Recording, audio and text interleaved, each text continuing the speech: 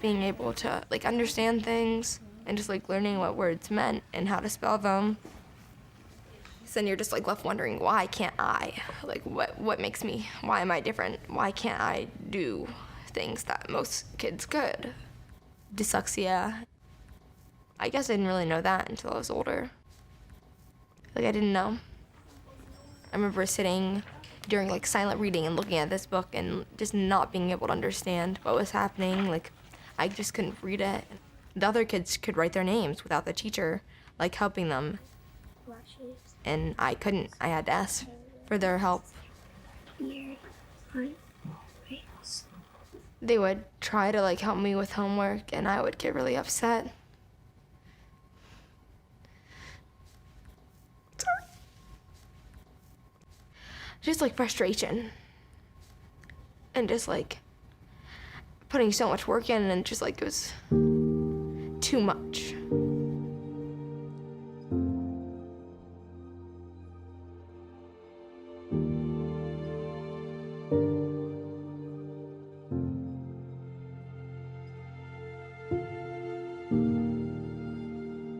For many parents, the story starts in the same way. The kids are happy, carefree, self-assured. They look forward to their first day of kindergarten. They're eager to learn and make new friends. But early on, the parents realize there is something wrong. When I'm in a reading group and it's my turn to read, it gets stressful because I don't know the words, and then some kid in my class says, you just don't want to read because you don't know how. How does it make you feel? Talk about how you feel. Very upset about it. Like I don't belong there anymore. Are you upset at the school or are you upset at yourself?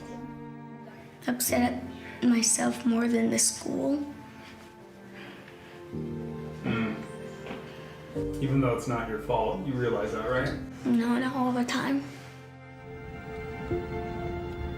They're not progressing like their peers. Teachers start labeling them as slow, lazy, fidgety, or as troublemakers. Parents see their once happy and confident children begin to slip away. This is the story of the families who fought to bring them back. The hardest subject, I think, was definitely math or anything that had to do with writing or reading.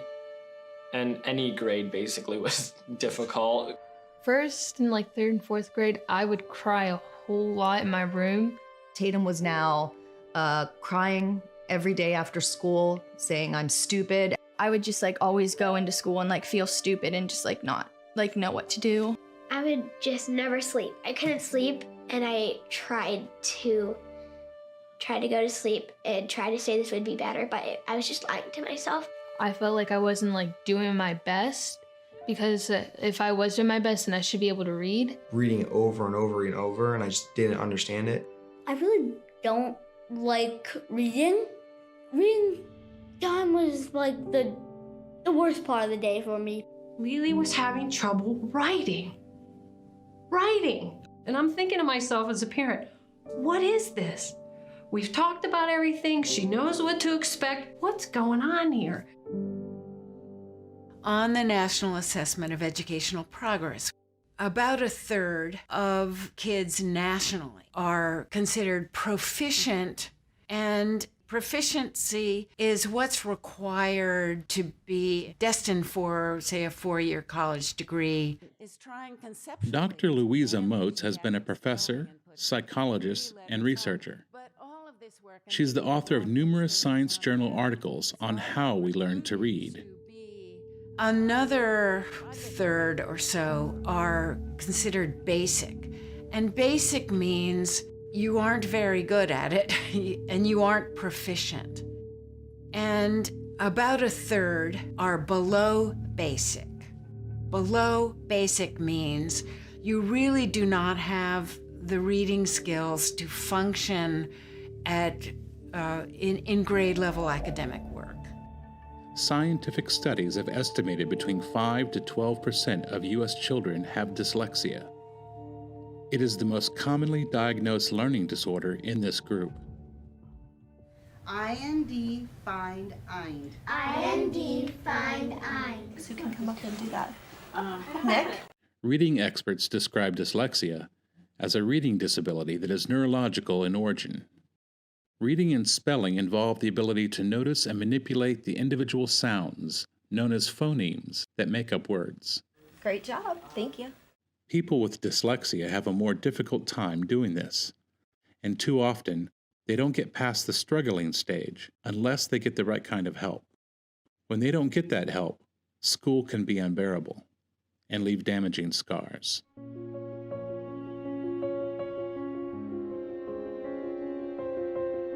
I'm a third generation of someone growing up in Upper Arlington. I love Upper Arlington. I attended Barrington Elementary School, and my earliest recollection of education was the last few minutes before summer break at the end of first grade. Our teacher decided that you couldn't get out of first grade without spelling your last name. My last name being James, you know, I sat there about halfway back and waiting to fail, and because I knew I couldn't spell it.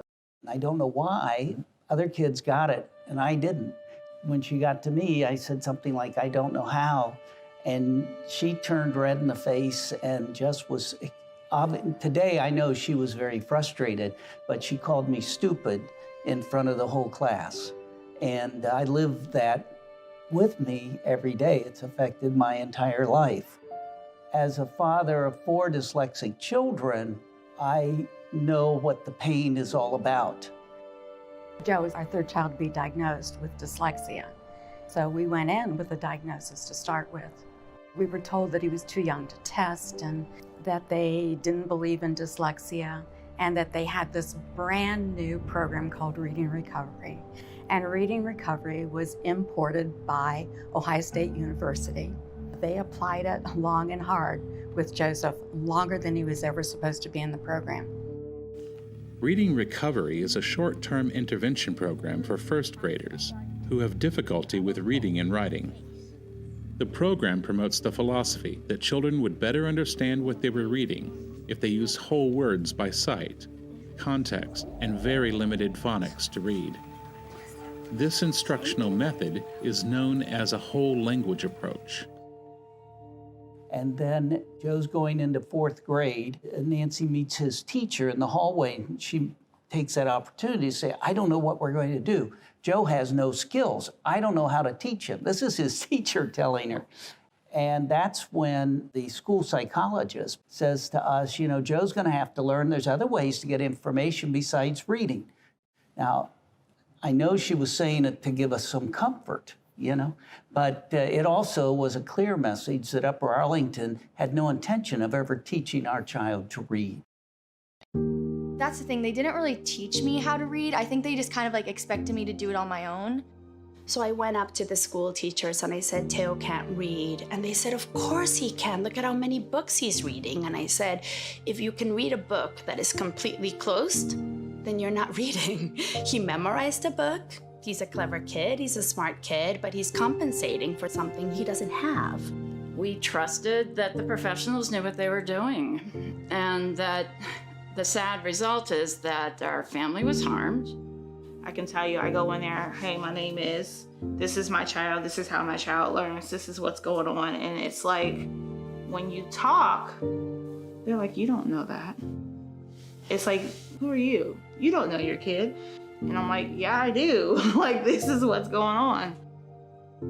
I was really just stunned because in all of my experience as an educator, there's not a whole lot out there about how to teach a dyslexic.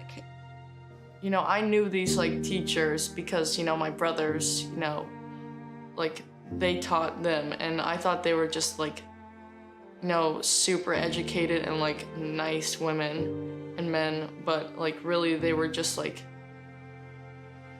they just had no clue how to teach me. And that's like something that really killed me. One Sunday morning, Joe clearly tells us, he says, "If you send me back, I will kill myself." Okay?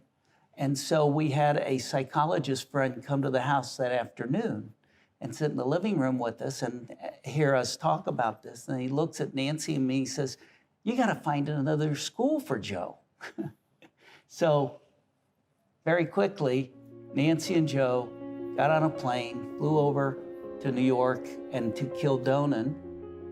He had told his mom, "If you send me here, my skills will leap."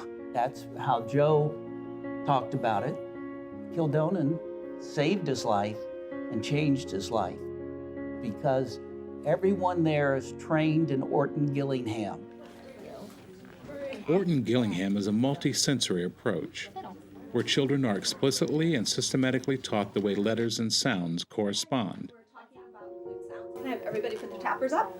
Yeah. So do sync, sync. This approach is referred to as a phonics approach.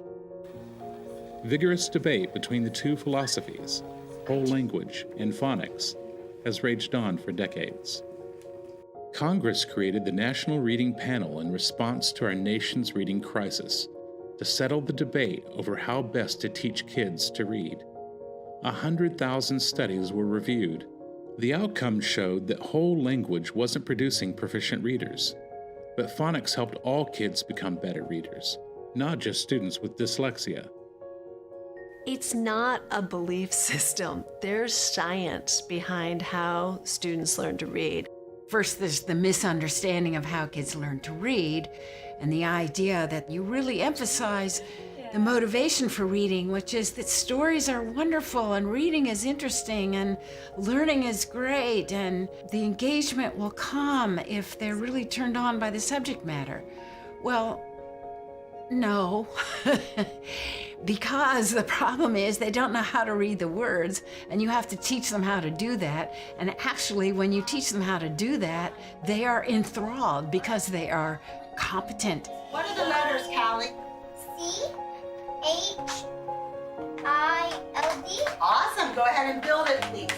You can't make the argument that early reading education should not be about decoding words, and we have to stop suspending disbelief around the idea that kids need to learn how to decode to eventually make meaning, and we know how kids do that. They don't do that naturally by playing with books.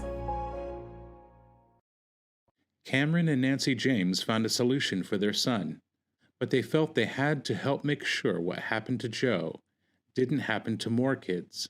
You know, over time, we would get phone calls from parents who are telling your same story.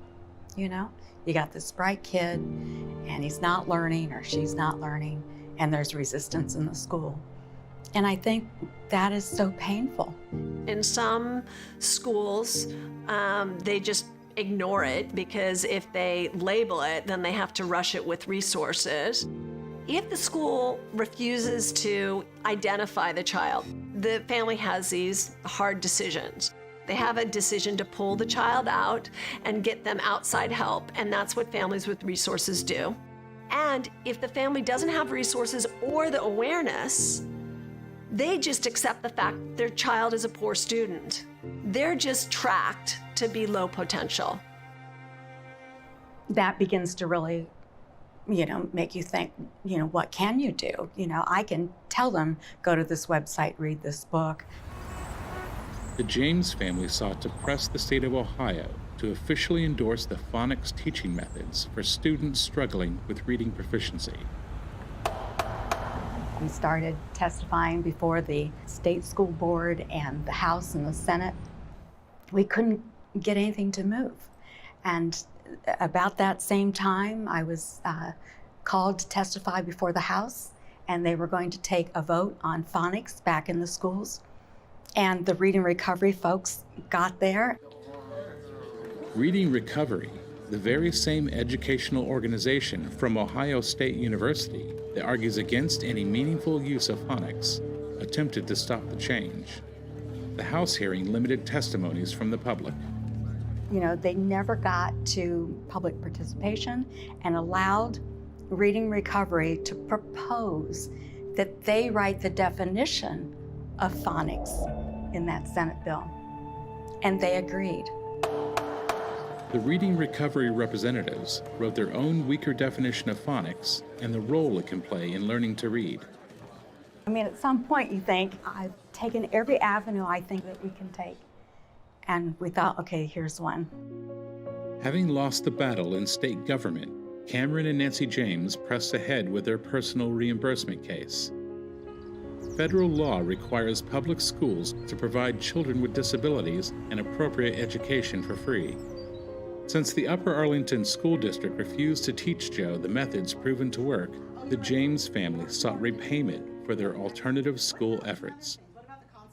At first, their case was dismissed on a technicality, but with the assistance of special education attorney Pete Wright, the James family went all the way to the Supreme Court to fight for their right for a trial.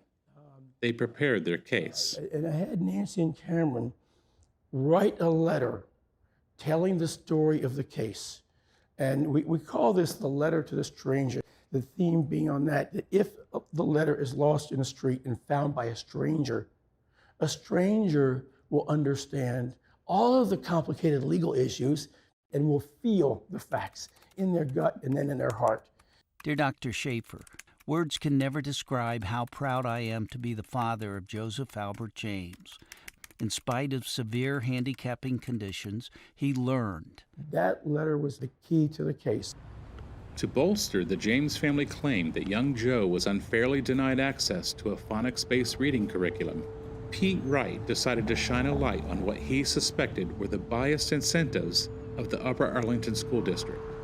The financial relationship between Upper Arlington, Ohio State University, Reading Recovery. Pete remembered Ohio State first brought the Reading Recovery program to Upper Arlington. Barrington's elementary school was the first school in the country where Reading Recovery was ever tried. For Ohio State and their investment, the results here could impact the entire future of the program. And so I knew that they couldn't let this whole thing fail or blow up based on litigation. So then Upper Arlington settled. The case ended at that point. Public records requests revealed that in their settlement, the school district offered to train and provide teachers using the Orton-Gillingham phonics method. The James family agreed and thought they had brought relief to future children in need of help. The funds from the settlement allowed for exactly 2 instructors for the entire district.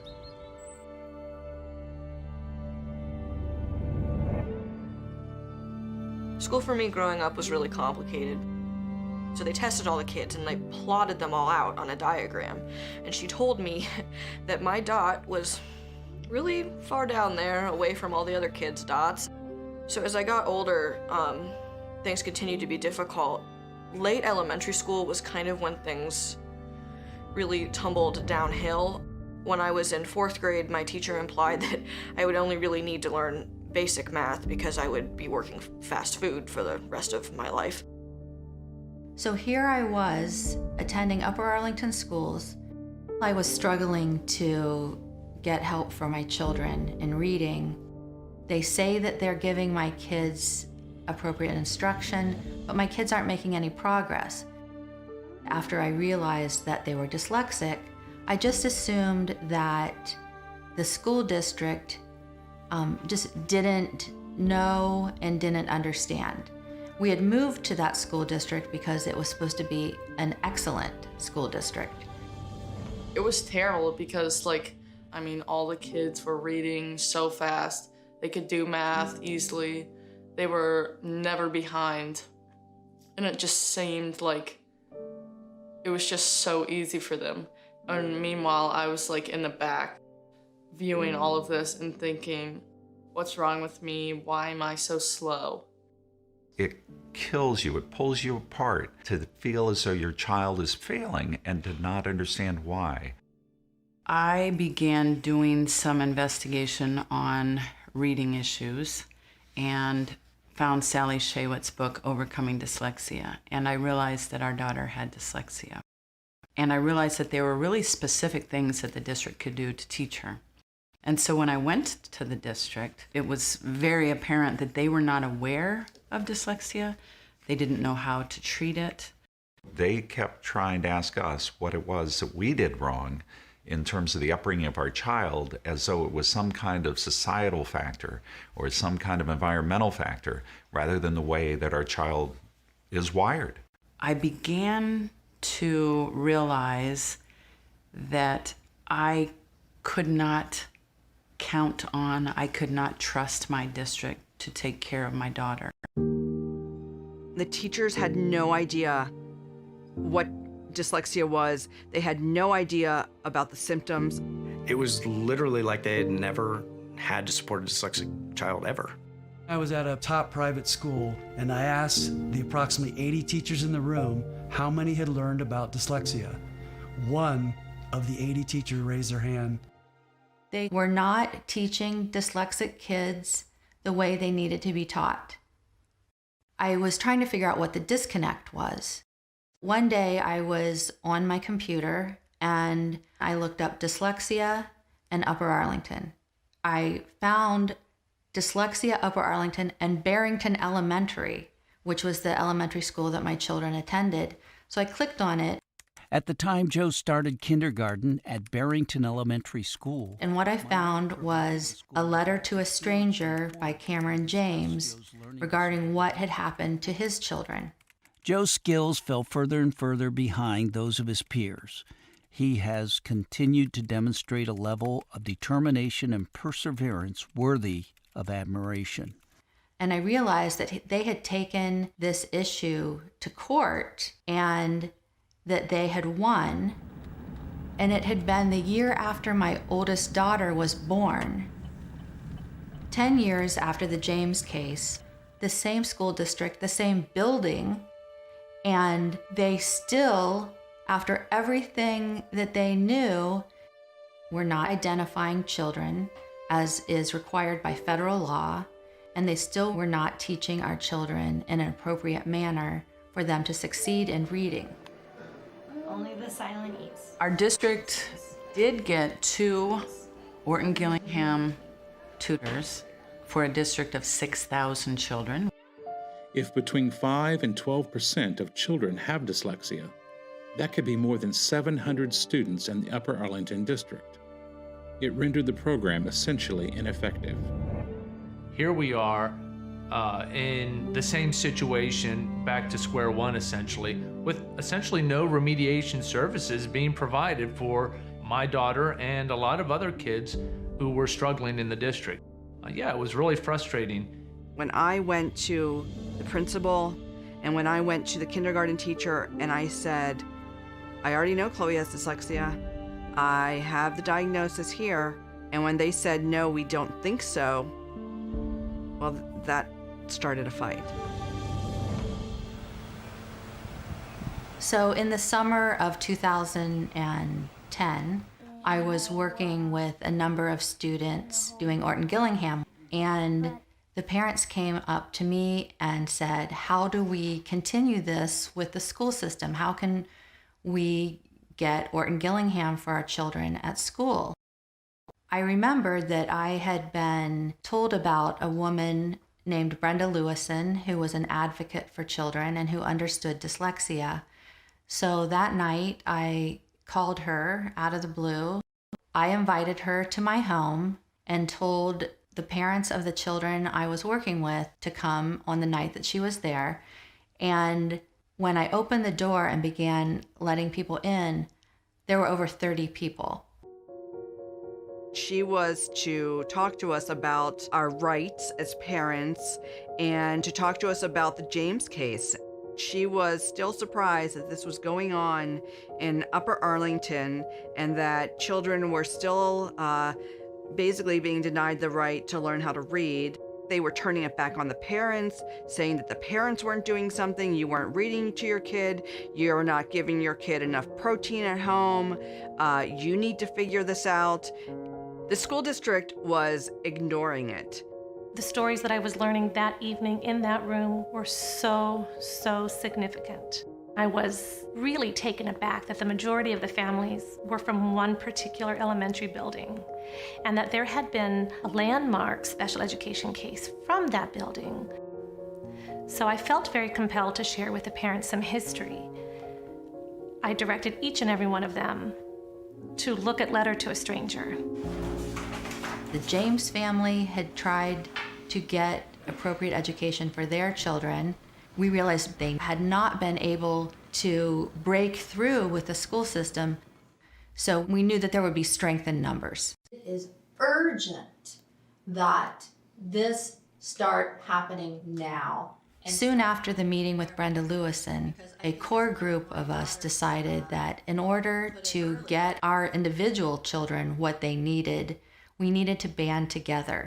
We could affect more change if we pooled our resources and proved that this was a systemic problem across the entire district.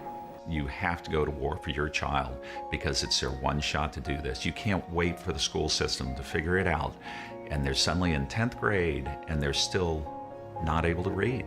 We very consciously came together to fight this en masse.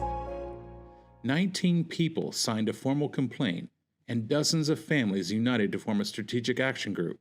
Upper Arlington kids identified with dyslexia, or UA Kid for short. They began organizing right away. We didn't just start making trouble at the top. We talked to the teachers, we talked to the principal, the vice principals. We actually reached out to the superintendent. He would not meet with us. The superintendent, the school board members, every school board member. Everybody that we could basically ask to help us within the system. We asked for their help. We said, I think the U.S. Department of Education, the federal law requires that you identify and teach our children how to read. This is what I'm looking at. I'm on the U.S. Department of Ed website. You know, I think we really need to get after this. Some of them wouldn't even meet with us. We're doing all that we need to do. To identify children and to provide them with appropriate services. And that's important for you. It was a year-long process for us to really understand what was happening. We had a series of records requests that we reviewed. We engaged with the district mediation in order to understand both perspectives. I want this to go out to each one of our local media outlets. Perfect. The group elected officers, held weekly meetings, and developed mission objectives. Once we get organized, once we have our mission objectives, once we do a press release, how do we change? How do we make change? And they're here to help. We know we've done everything right, and we have followed every small step, and we have made every overture to try to come to the table and work together. In the end, there came a moment where we had to decide what we were going to do. There was no other option for our group and for us as individual families than to file complaints against our school district because things were just not moving forward. We had a brilliant attorney. Carrie Agins knew that if we filed a systemic group complaint, that the findings would be public, and so other districts could benefit. You know, it's always challenging when individual families are trying to get a resolution for their child because they're trying their best to make sure that their child's needs are met. And that has to come first for any parent who's trying to be an advocate. Typically, though, that comes along with settlement agreements or confidentiality, and that doesn't lend itself to other parents in the community either knowing how to help their kids or the district freely sharing that resource with other families. We decided to do both an individual and a systemic complaint. On my part, because we wanted to make sure our child got what she needed, but also we had the mindset that we wanted to hit them in as many places as possible. And it could have gone either way.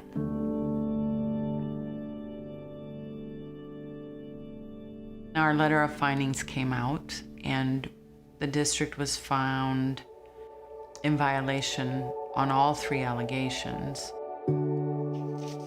The Ohio Department of Education ruled that Upper Arlington School District was breaking federal law for refusing to identify students with reading disabilities and not giving them the services that made a difference.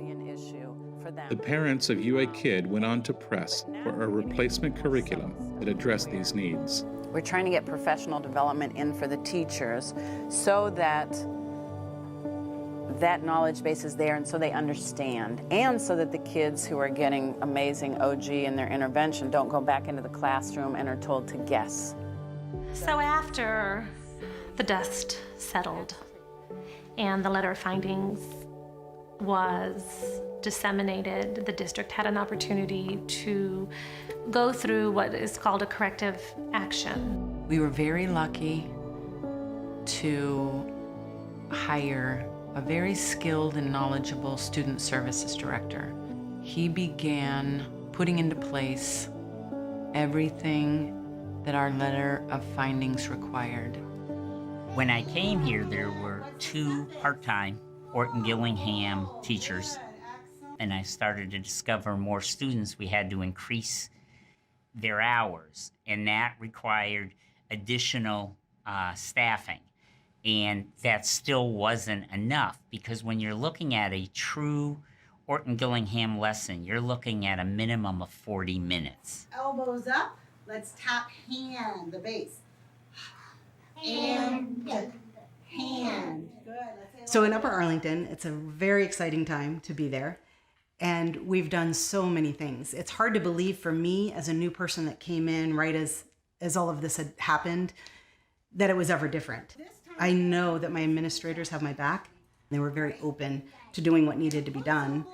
We were able to expand greatly, not only the number of staff we had, but just the understanding, even within the building, of what constitutes really good reading instruction. So we screen kids very young, right when they get there. We work very hard at not only screening and identifying kids early, but then getting them the appropriate intervention as quickly as we can as well. And that's the other piece that's important, is implementing the program with fidelity as it's written.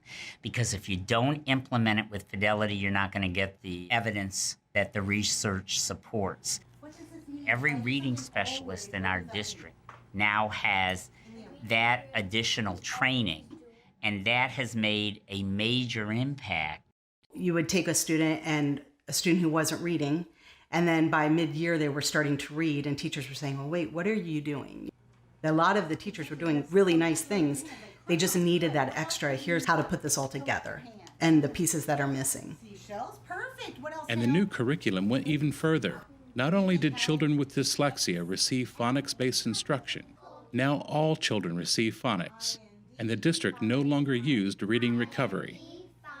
So because of the core curriculum that has been in place, we are now moving forward. We still have ways to go. I think every district does, but it's amazing what we've been able to do so far. So if you can remember 1, and just remember where the C goes. Once. Good. I was able to bring my daughter back to the district, and she is getting the education that she needs. She has been on the honor roll every single grading period since we brought her back. She feels good about herself. She wants to go to college. She has the aspirations that all kids have. I'm right up with other kids. I'm at the same pace. And if I told you about a day of school today, it's like, it's perfect. All my teachers kind of understand me, and they give me the help that I wanted. They teach me how to ask questions and to advocate for myself. So when I go to high school or college, I can be prepared for that. Whenever I was confused about other classes or didn't know what to do, it just kind of felt like she was always there to help everyone. And she didn't just help me, she helped a lot of other kids in my grade too. She helps me read, which was a skill that I never really was very good at. But I do like to read books. We're all together and we're learning, and it's fun. Education is the key to the future for everybody. It's access to the world. So if you can't access education, you are so limited in what your world will look like. Well, right now I'm reading To Kill a Mockingbird. I really like the book.